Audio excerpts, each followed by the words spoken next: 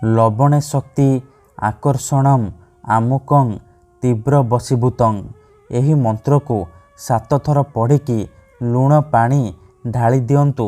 Guarantee ଦେଉଛି ସୁନ୍ଦରୀରୁ ସୁନ୍ଦରୀ ଝିଅ ତୁମ ପ୍ରେମରେ ଦିବାନୀ ହେଇଯିବ। ପଡ଼ିଶା ଘର ସୁନ୍ଦରୀ ଭାଉଜ ରାତିଦିନ ଘରକୁ ଡାକିବ, ଯାହା ଚାହିଁବେ ତାହା କରିବ।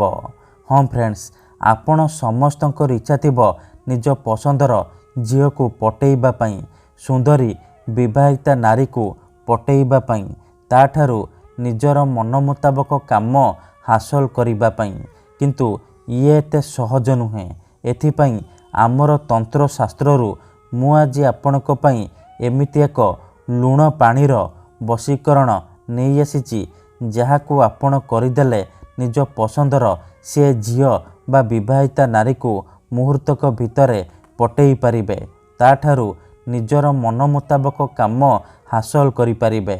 କେବଳ ଆପଣଙ୍କୁ ଲୁଣ ପାଣି ଏହି ଜାଗାରେ ଢାଳିବାର ଅଛି। ଗ୍ୟାରେଣ୍ଟି ଦେଉଛି ସେ ଝିଅ ହେଉ ବା ବିବାହିତା ନାରୀ ଆପଣଙ୍କ ପ୍ରେମରେ ଦିବାନୀ ହେଇଯିବ। ରାତିଦିନ ଆପଣଙ୍କୁ ଫୋନ୍ କରିବ, ଘରକୁ ଡାକିବ, ଯାହା ଚାହିଁବେ ତାହା କରିବ। ଏହି ବଶୀକରଣ ଏତେ ଶକ୍ତିଶାଳୀ କି ଏହାର ପ୍ରୟୋଗ କେବେ ବି ଖାଲି ଯାଏନି। ଯିଏ ବି ଲୁଣ ପାଣିର ଏହି ବଶୀକରଣ କରିଛି 100ରୁ 100% ସଫଳ ହେଇଛି। କେଉଁ ବି କୁଆଁରୀ ଝିଅ ବା ବିବାହିତା ନାରୀକୁ ମୁହୂର୍ତ୍ତକ ଭିତରେ ପଟେଇ ପାରିଛି, ତାଠାରୁ ନିଜର ମନ ମୁତାବକ କାମ ହାସଲ କରିପାରିଛି। ଯଦି ଆପଣ ବହୁତ ଦିନ ହେଲା କେଉଁ ଝିଅକୁ ଭଲ ପାଉଛନ୍ତି, ତା ପଛରେ ଗୋଡ଼େଇ ଗୋଡ଼େଇ ଥକିଗଲେଣି, କିନ୍ତୁ ଯେତେ ଚେଷ୍ଟା କଲେ ମଧ୍ୟ ତାକୁ ପଟେଇ ପାରୁନାହାନ୍ତି, ତାକୁ ନିଜର ମନ କଥା କହିବାକୁ ଡରୁଛନ୍ତି, ତେବେ ଆଜି ମୋ କଥା ମାନି ଲୁଣ ପାଣି ଏହି ଜାଗାରେ ଢାଳି ଦିଅନ୍ତୁ। ଗ୍ୟାରେଣ୍ଟି ଦେଉଛି ସେ ଝିଅ ନିଜେ ଆସି ଆପଣଙ୍କ ସହିତ କଥା ହେବ, ଆପଣଙ୍କୁ ଭଲ ପାଉଛି ବୋଲି କହିବ। ଆପଣଙ୍କ ପ୍ରେମରେ ଏମିତି ଦିବାନୀ ହେଇଯିବ କି ଆପଣଙ୍କୁ ନ ଦେଖି ଗୋଟେ ମୁହୂର୍ତ୍ତ ବି ରହିପାରିବନି। ନମସ୍କାର ଫ୍ରେଣ୍ଡସ୍, ଓଡ଼ିଆ ଫଣ୍ଡା ଚ୍ୟାନେଲକୁ ଆପଣମାନଙ୍କୁ ସ୍ୱାଗତ। ଆଜିର ଏହି ଭିଡ଼ିଓଟିରେ ମୁଁ ଆପଣଙ୍କୁ ଶିଖେଇବି ଆପଣ କିପରି ଘରେ ବସି ବସି ବିନା କୌଣସି ପଇସା ଖର୍ଚ୍ଚ କରି ଲୁଣ ପାଣି ସାହାଯ୍ୟରେ ଝିଅ ପଟେଇ ପାରିବେ, ନାରୀ ମୋହିନୀ ବଶୀକରଣ କରିପାରିବେ। ଏହି ବଶୀକରଣ ପ୍ରଚଣ୍ଡ ମହାଶକ୍ତିଶାଳୀ ବଶୀକରଣ। ଏହାର ପ୍ରୟୋଗରେ ହଜାର ହଜାର ଲୋକମାନେ ଲାଭବାନ ହେଇଛନ୍ତି।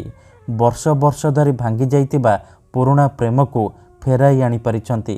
ଶାଶୁ, ନଣନ୍ଦ, ଦିଅର, ଭାଉଜ କାହାକୁ ବି ନିଜ ବଶରେ କରି ତାଠାରୁ ନିଜର ମନ ମୁତାବକ କାମ ହାସଲ କରିପାରିଛନ୍ତି।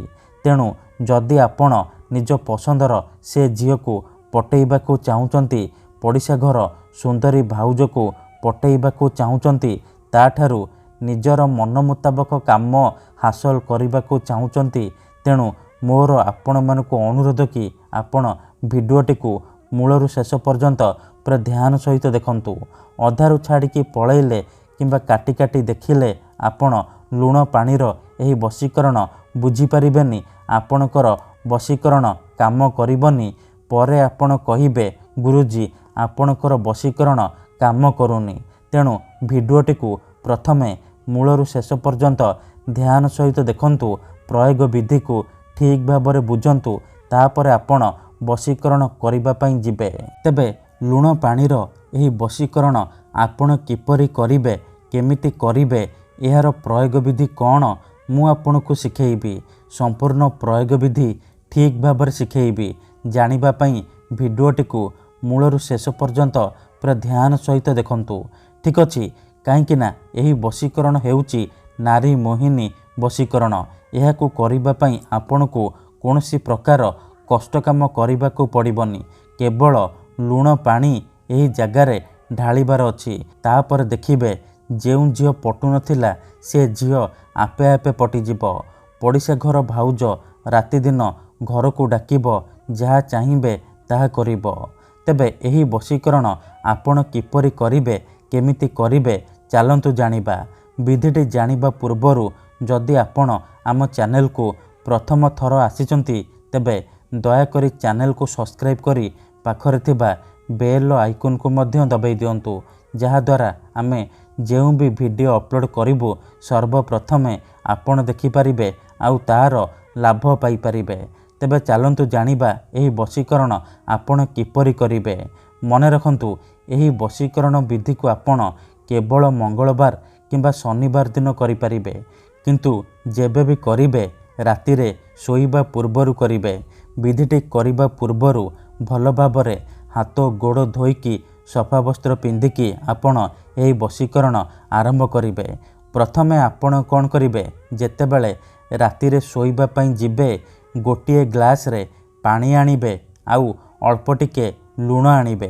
तापरे निजर सोइबा घरे चुपचाप बसी पड़िबे जेमिति आपनकु केही देखिबेनी किंबा डाकिबेनी। तापरे पानी ग्लास को निजर सामना रे रखिबे आउ जो लुण आनिचंती से लुणरू अल्प टिके लुण डाहाण हाथ रे धरिबे।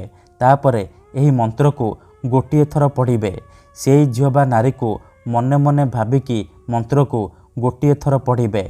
लवणे शक्ति आकर्षणम आमुकं तीव्र वशीभूतं एही मंत्र को गोटिए थर पढ़िबे।